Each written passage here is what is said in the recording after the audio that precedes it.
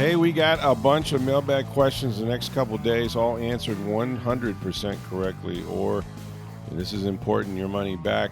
Before we get to them, Steve, I've been watching this World Series. I must tell you, it's a pretty entertaining World Series. I don't know how this game's going to end up because they're in the seventh inning as we tape this, 5-1 Toronto. But here's my question would be probably to Andrew Friedman if I had him in front of me, which is, how can you have this payroll and this ball club and have such a horrific bullpen?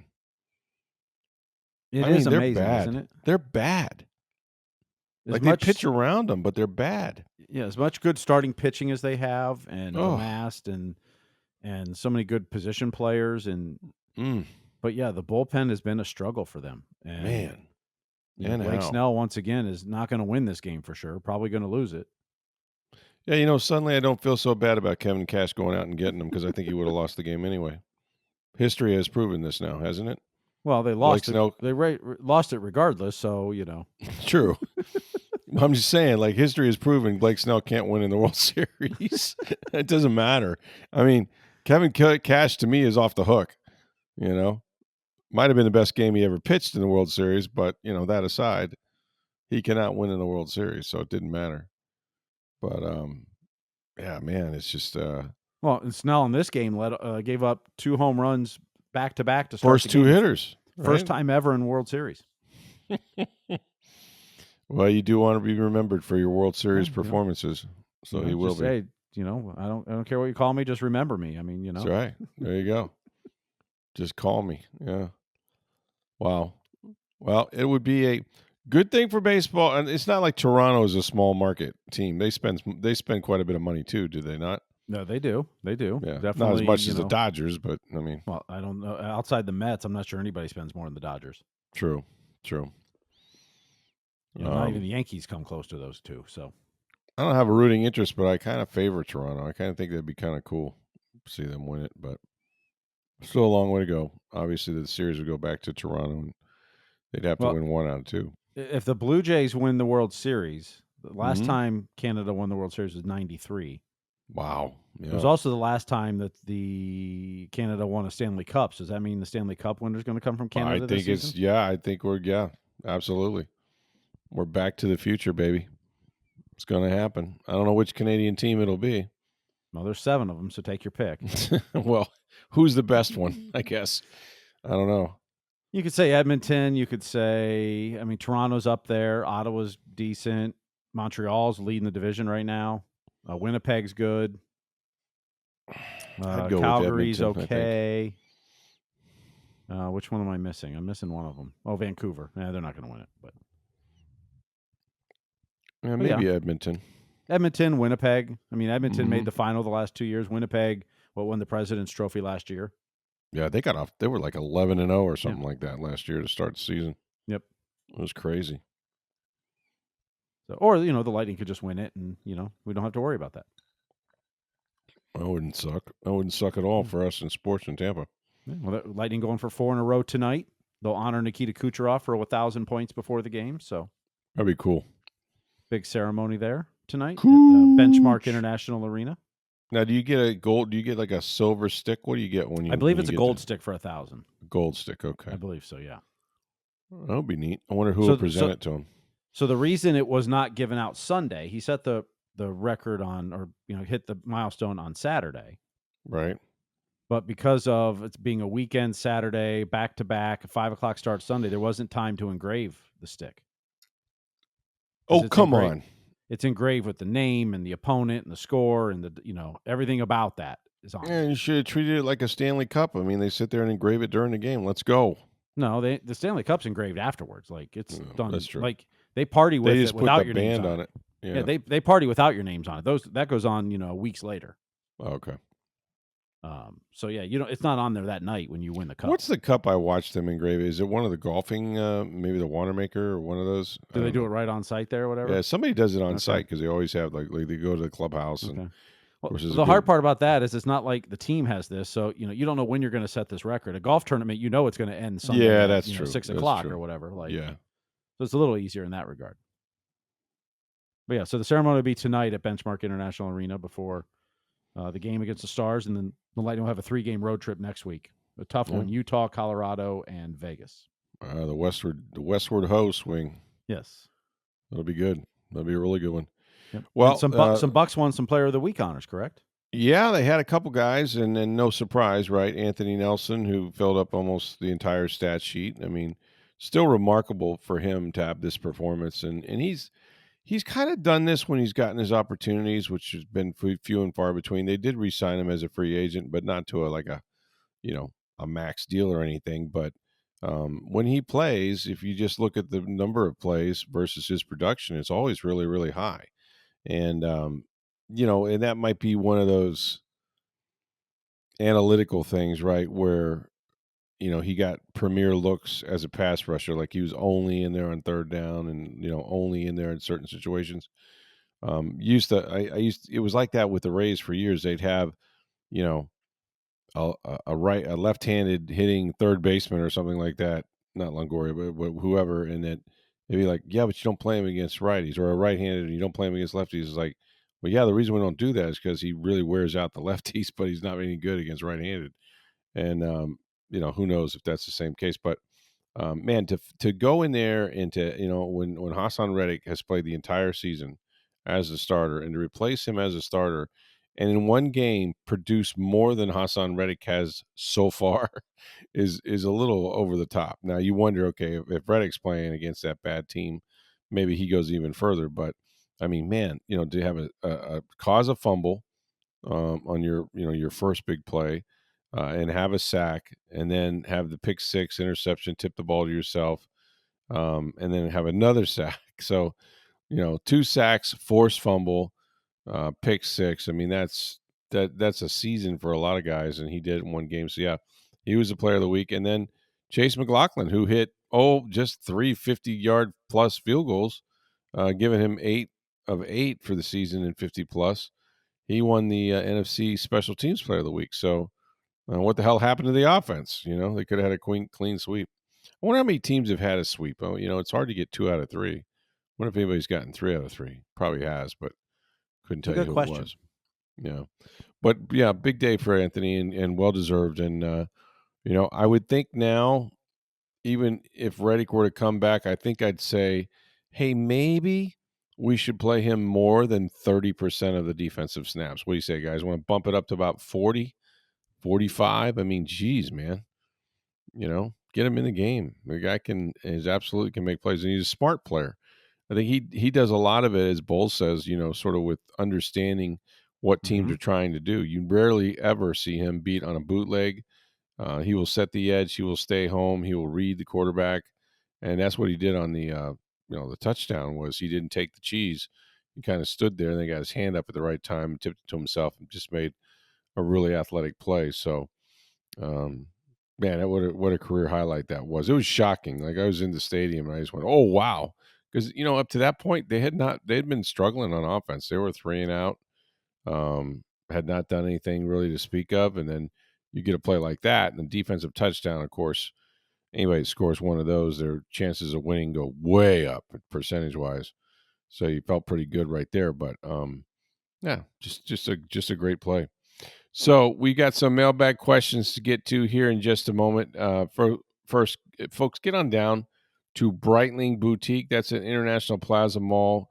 It's only the greatest mall in the Tampa Bay area. I'm sure you've been there before. If you have, or even if you have not, go to the center of the mall, second floor. That's where you're going to find the Breitling Boutique. They've been there for over, 5, 6 years. The Breitling company has been making the best Swiss watches now for over 140 years. And you want to go in there and enjoy the customer service. Look, they're used to dealing with professional athletes and celebrities, but they're going to treat you like the celebrity that you are. Spend some time learning about these great timepieces. For the men, it's the Chronomat, the Navatimers. For the women, ladies have sports watches. They're very durable. They're beautiful. And she gets to pick from an array of different colored wristbands as well. And while supplies last, they are celebrating the NFL's 104th year anniversary with 32 different team watches, team NFL watches. There's one for every team. They had the Tampa Bay Buccaneers watch in there recently. If you're a fan of the Bucs or the Jaguars or any team, Go see our friends at Breitling Boutique and try to get one of those beautiful watches. I'm telling you, they're collector's items, and you are going to love it. It is Breitling Boutique, International Plaza Mall. And when you go, please let them know you heard about it right here on Sports Day Tampa Bay.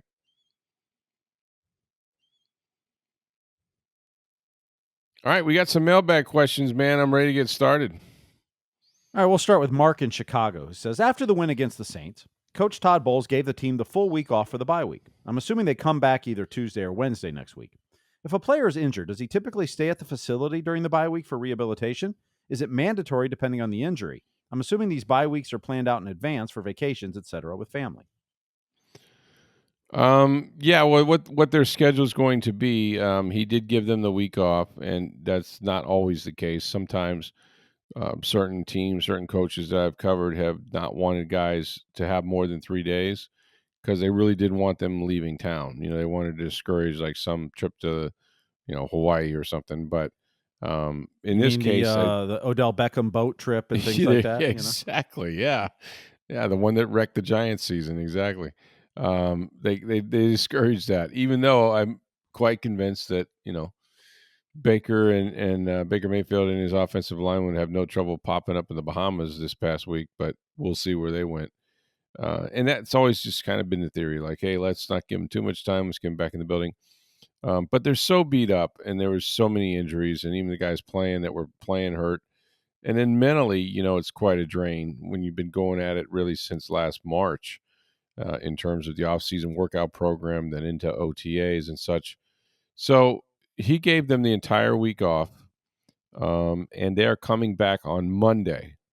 You say, well, why Monday? Well, that will be a week, and they're going to have a walkthrough practice on Monday, and then they're off on Tuesday, right? They're going to go back into their regular season schedule where, Tuesdays are the players' days off. You see a lot of transactions in the NFL and front offices working and stuff.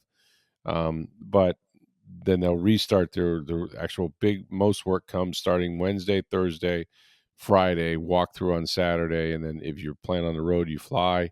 If you're at home, you check into the hotel here locally and get ready for the game on Sunday. So that's sort of the schedule. I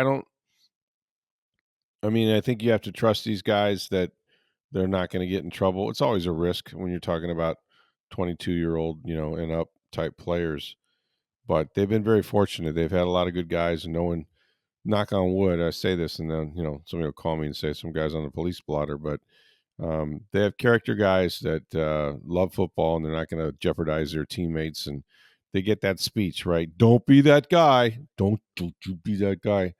And it usually works pretty good, especially for the younger players.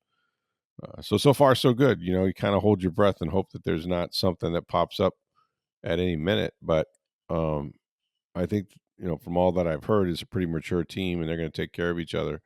And they will be back and better than ever on Monday for a walkthrough, and I'll be there as well. Jesse asks, how much should we read into the Lions' loss, given there were so many injuries on both sides? If both teams are healthy, what likelihood is there that this repeats itself in the postseason? Well, there were injuries on both sides of the ball. I mean, the Lions' entire secondary was injured and was out of the game. And it's shocking because if you go back and watch that game, those guys played press man coverage all day long, and they won, So credit to the Detroit Lions for, not hiccuping and just saying, we'll have our guys out there and they'll be ready to play, and they were. As far as rematches go, yeah, you'd love to see the Bucs with all their weapons, with Mike Evans, who almost made a phenomenal catch when he broke his collarbone and had to leave the game and hasn't been seen since. That would be good, but I think that the Lions are a bad matchup for the Bucs in this sense. They're one of the more physical teams in the league, and they take their culture from Dan Campbell, who, came into the building talking about chewing kneecaps, all that stuff. Well, let me tell you, brother, they chew the kneecaps. They do. Like, that is one hell of a football team that's just like in your face, through the whistle, gang tackle, and very, very physical. Like, when you've played the Detroit Lions, especially in that building where it's so damn loud. So I don't know that it was a fluke. I think it's a bad matchup for the Bucs. I think it's a bad matchup because they have two running backs that are exceptional, both in making people miss and catching the ball out of the backfield. And we've seen Jahmyr Gibbs now in a playoff game, regular season game. There's nobody on this Bucs defense that can catch that dude. You have to have bodies all around him, and they do a great job of getting him in space, getting the ball to him. So I don't think they match up well at all against the Lions. Does that mean they can't beat them? No, because last year they didn't match up well against them either, and they won in week 2. And you could say, well, how'd they do that? And I would say, well, Detroit was 1 of 6 in the red zone, 1 of 6 scoring touchdowns in the red zone, and that certainly got them. So they just didn't execute very well. They moved the ball up and down the field, and I think Detroit will always do that with the group they have now. But I don't think it's a good matchup. If you're a Bucs fan, I would be rooting to not see Detroit until you got to the championship game at least. Lewis asks, obviously injuries are a big part of the recent Bucs offensive woes, but the offense looked near at its best against Seattle and San Francisco, two good teams, even without Bucky, Evans, Gedeke for both, and Godwin for one. Are there other factors at play for the offensive drop off besides injury? Poor play. I think some of that is bred of injury, especially at the right guard position, where they've had 5 different players play that position. So yeah, they haven't executed very well. Injuries, I still think, is the biggest thing. I think it's an injury to Baker is the biggest thing. I don't think he's healthy. He's not, but and yes, no, it is a big thing because his last 2 games he's not looked sharp. I mean, the last game he didn't try to scramble at all. I think what happens, and I think Detroit sort of exposed them. Like we used to say, week 1 is a liar in the NFL. Really, it's almost the first month, and I think once these teams have tape on you, they can attack you much better, especially when you have a wounded quarterback like the Bucs did. And I just think that they've done some things in terms of bringing pressure inside, right? Blitzes and such. Um, creating a lot of decisions by Graham Barton and others in protection.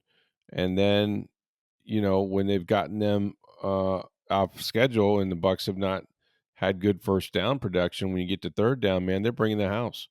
Like they're risking it. And once that's on tape, like Detroit did it first, then now you're going to find every team is going to try to attack you that way. And they got to find a way. They got to find a way to counter. I mean, not only is Baker beat up, but he doesn't have any receivers. I mean, sure, Emeka Egbuka was on the field, and I don't know what his hamstring feels like, but now Emeka Egbuka is drawing Mike Evans coverage. He's getting double coverage on every play. There's a corner that has outside leverage. There's a safety with inside leverage.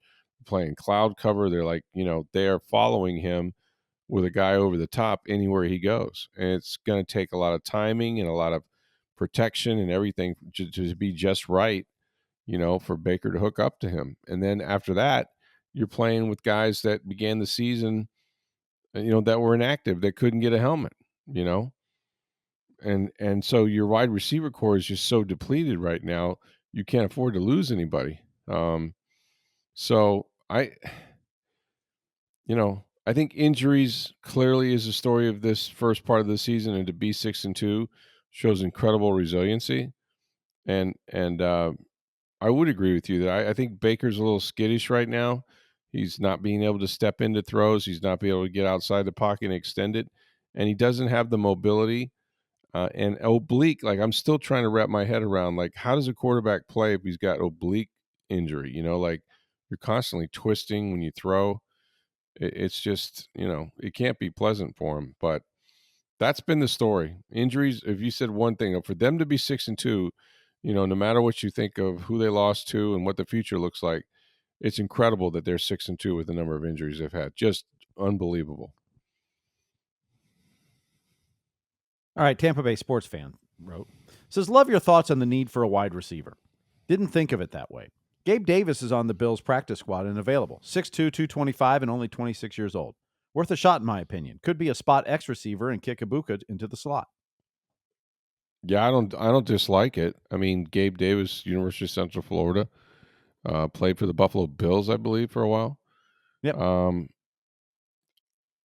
My thoughts are, and I put this out there a few days ago, is that they are one injury away from not having a target for Baker to really throw to that's consistent and reliable.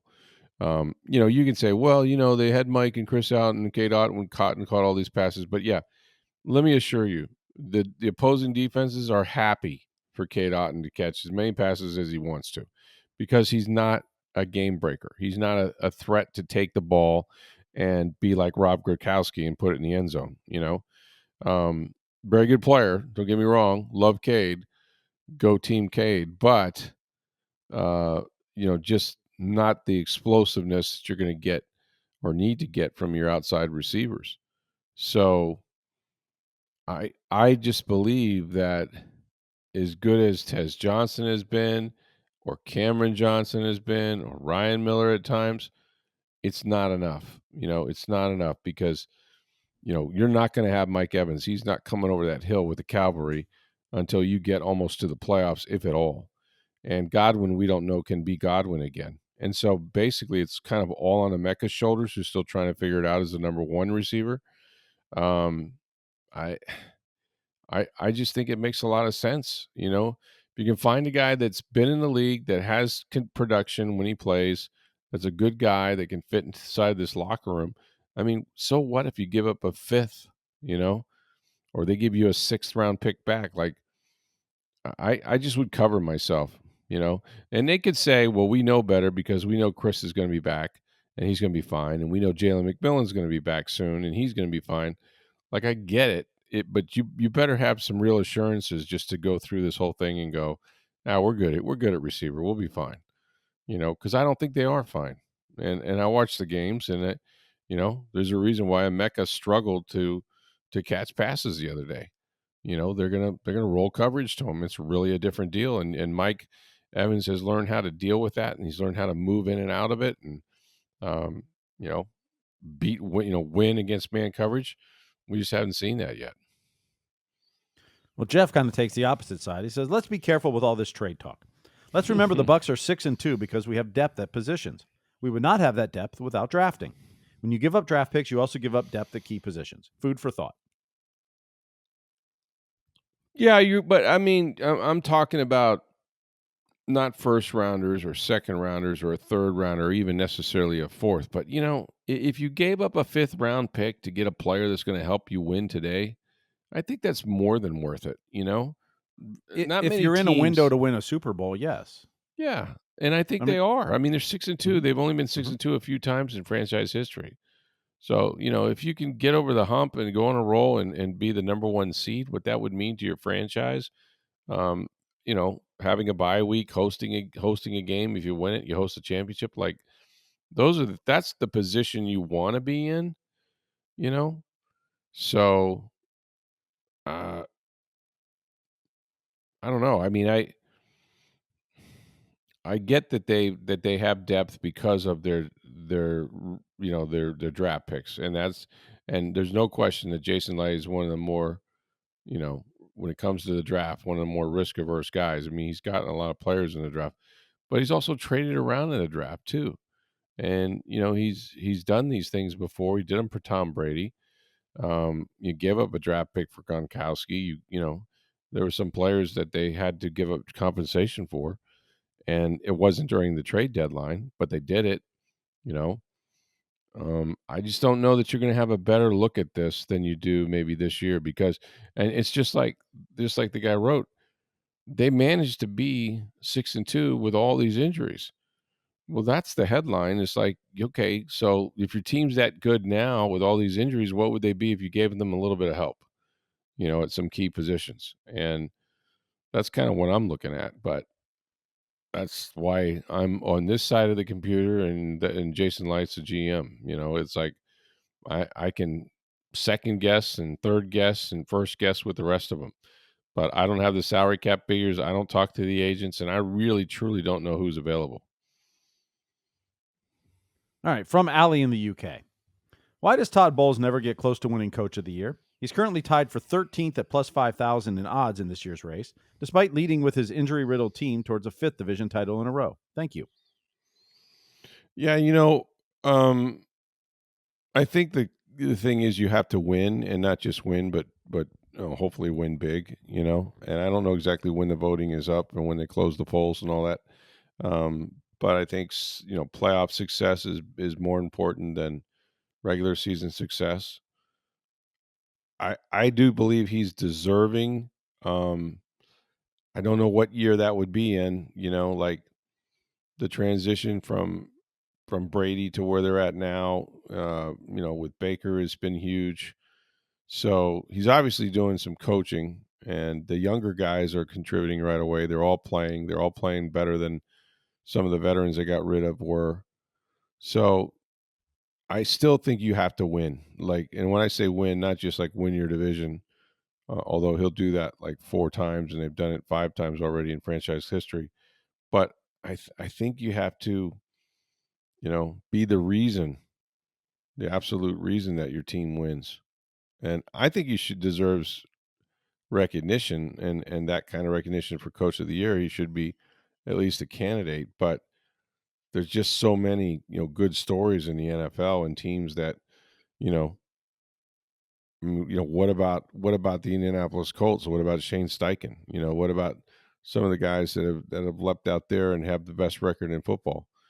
It's a lot of competition. But if you're asking me if Jason's deserving of that, something like, yeah, he is, and he'll win it. I'm convinced he's going to win it multiple times. Maybe before even Baker is out of here. But Coach of the Year, it's a popularity contest.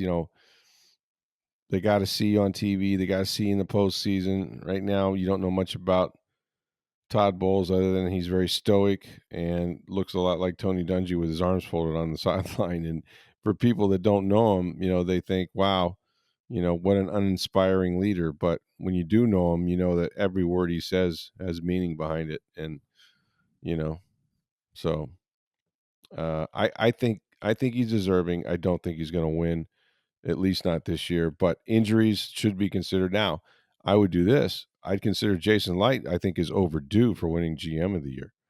I think he should have done that probably by now, with the Brady years in the Super Bowl. I don't know why he doesn't get votes. And sometimes people just assume, well, they had Tom Brady. Well, no, go look at all the players he brought in here and managed the salary cap and all of that. So Jason Light should be on that ballot too. All right, Harlan had written in. He says, on Wednesday's podcast, you mentioned Chuck Noll practicing the boring. Do the Bucs do this, as it seems like fundamentals are sometimes a problem? Not in the sense that they did it back in the day, with Chuck. I think the fundamentals are lost a lot of times in football, and I think it's harder to maintain them simply because of the CBA and the rules in terms of putting on pads. I mean, you cannot go out there and tackle yourselves without being protected, without being padded up. And even when they are, very few teams, if any, want to go out there and hit each other because you're both on the same team, so to speak. So it's been difficult. I think it's really hard, to play football when you're not playing football. When you're doing everything sort of taking the physicality out of practice and not building up those calluses and getting hit and getting back up and being sore and coming back to practice and just I'm not sure that the NFL or the NFLPA has done these guys a service. I know why it's happened. I do get it. OTAs that they created around, I don't know, somewhere around 2002 just got out of control. These guys don't get enough time off, all that sort of thing. But I don't know, man. It seems to me that there's got to be something that isn't getting done that used to get done in training camp and preseason. And I don't have the answers to it, but and you tell me, Steve. I mean, injuries are such a big part of this league this year, and maybe it's just the players that we know that are hurt. I think in general, all sports, the injuries are more. And I think it's really because the players are in better shape than they've ever been before. Their bodies are so fine-tuned So you think they're like Ferraris instead of like the one misstep, one miss this, like you have no fat on your body, you have no margin for error. Like it's a really good point. I mean, it's a really good point. Everything is, I mean, they are so fit and so athletic and the muscles so toned that one, like you said, one misstep in your ankle and this and your arm, or this. Like I just think it's like a Ferrari. It's so fine tuned, but then one little thing is off. And man, it ruins it. Or ruins not the right word, but it's not going to run as well. It's going to have issues and problems. I just think, I mean, that's my perception of why it seems like there's more injuries now than ever before. That's interesting.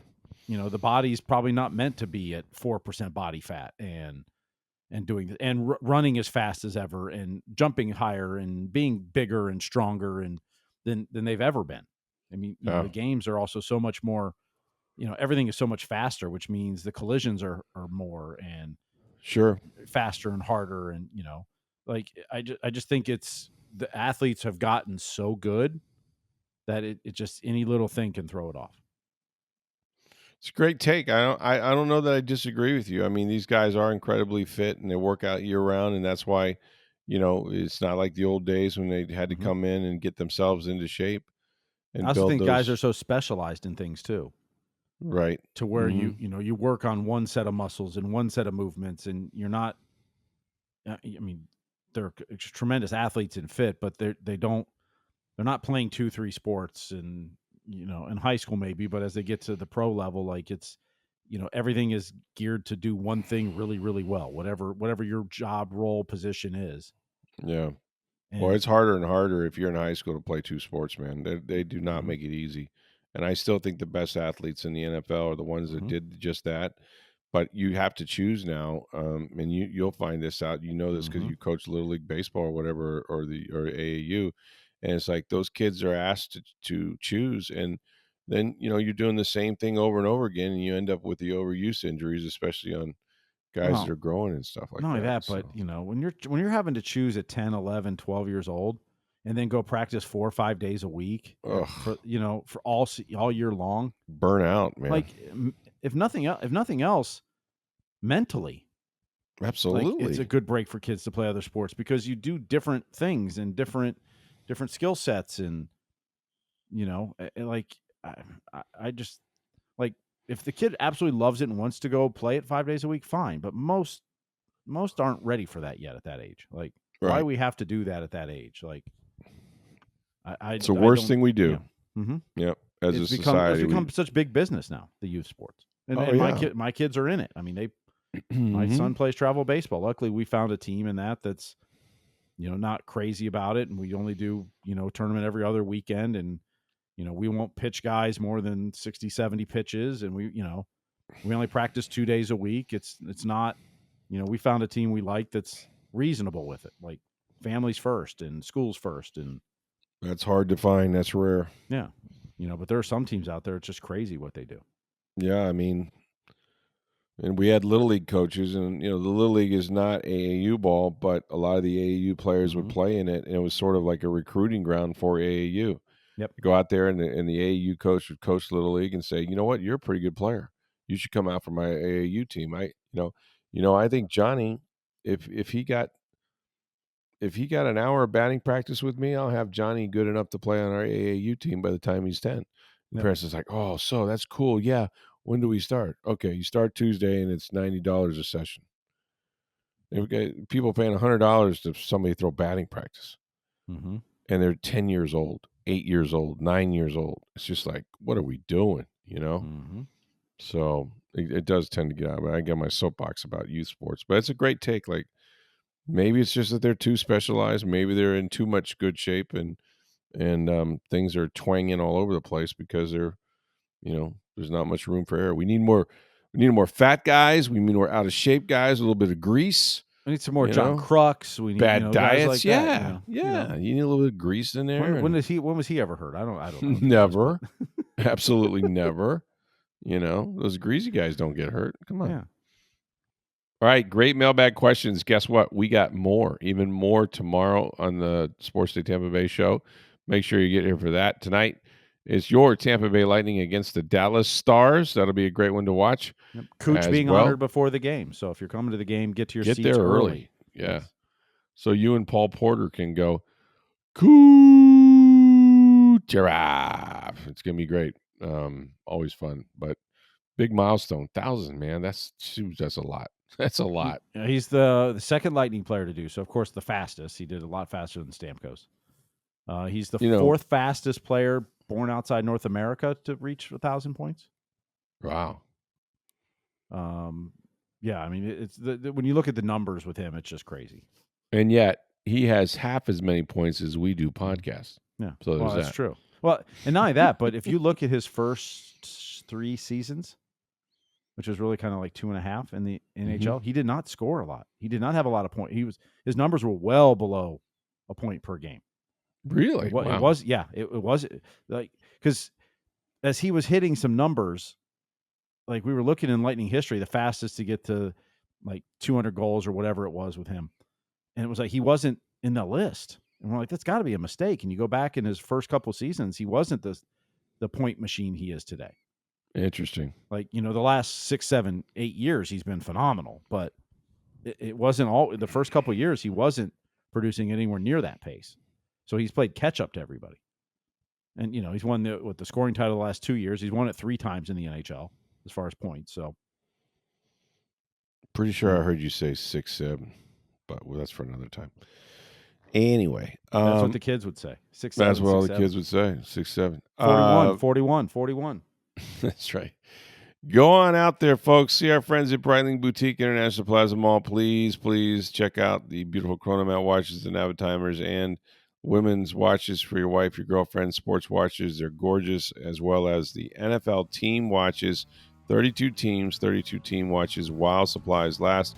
It is Breitling Boutique International Plaza Mall. More mailbag questions tomorrow. Thanks for listening. For Steve Versnick, I'm Rick Stroud of the Tampa Bay Times. Have a great day, everybody.